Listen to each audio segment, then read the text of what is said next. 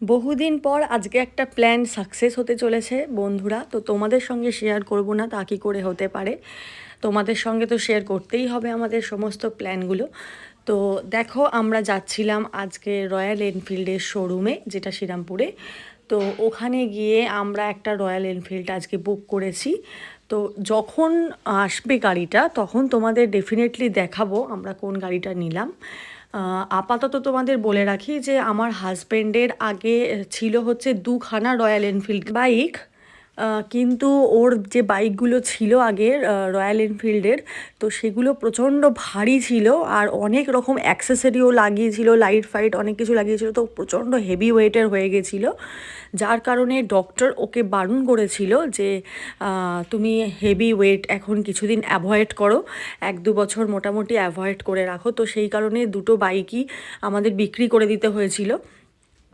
কিন্তু এতদিন পর হয়ে গেছে, মানে 2 বছর হয়ে গেছে, তো ওর ওই প্রবলেমটা এখন একটু হলেও মানে নেই। তো সেই কারণে আমরা ডিসিশন নিয়েছি যে আবার একবার একটা রয়্যাল এনফিল্ড বাইক কেনা যাক। আর আমার হাজব্যান্ড বাইক কিনলে রয়্যাল এনফিল্ডই কিনবে।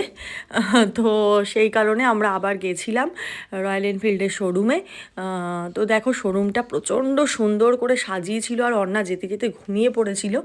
তো এই বাইকের একটা অন্য মডেল আমরা মানে অন্য কালারের তো আমরা অর্ডার করেছিলাম, মানে টপ মডেল যেটা, তো সেটা আমরা অর্ডার করেছিলাম। তো এটা ওয়্যার হাউসে অ্যাভেলেবেল ছিল, শোরুমে ছিল না। তো আমরা ওখান থেকে আবার ওয়্যার হাউস গেছিলাম। ওয়্যার হাউসে গিয়ে বাইকটা একটুখানি আমার হাজব্যান্ড বসে ট্রাই করে নিল, দেখে নিল কীরকম কী হাইট বা কিছু। তো সেই সব করে নিয়ে আমরা আবার শোরুমে চলে এসেছিলাম বুক করতে। তো দেখো, ও বুকিং করছিল আর অর্ণা সারা স্টোরেতে ঘুরে বেড়াচ্ছিল, আর স্টোরের যত স্টাফ ছিল সবাই ওকে আদর করতে আসছিল, ওকে কোলে নিতে আসছিল, কিন্তু ও কারুর কোলে থাকবে না। ও হচ্ছে নিজের মতো ফ্রিলি ঘুরবে। তো সেই কারণে কেউ ওকে চটকাবে সেটা ও হতে দিচ্ছিল না। তার কিছুক্ষণ পরে যখন আমরা আবার বাড়ি চলে যাচ্ছি তখন সবার মন খারাপ হয়ে যায়, কারণ পুরো স্টোরটায় ওর জুতোর আওয়াজে প্যাক প্যাক করে আওয়াজ হচ্ছিল, আর ও সারাক্ষণ হেঁটে বেড়াচ্ছিল, ঘুরে বেড়াচ্ছিল, ও কোলেতে একদমই থাকবে না। তো যাই হোক, তারপরে হচ্ছে আমাদের ফাইনালি সব কিছু হয়ে গেল শুভ শুভ।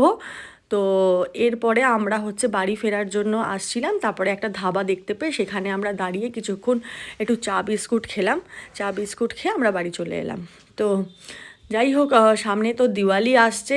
তো তোমাদের কার কি প্ল্যান দিওয়ালিতে, আর দিওয়ালির স্পেশাল তোমরা কে কী কিনছো বাড়ির জন্য আমাদের একটু জানিও, আমারও খুব ভালো লাগবে। তো যাই হোক, চলো টাটা, বাই বাই।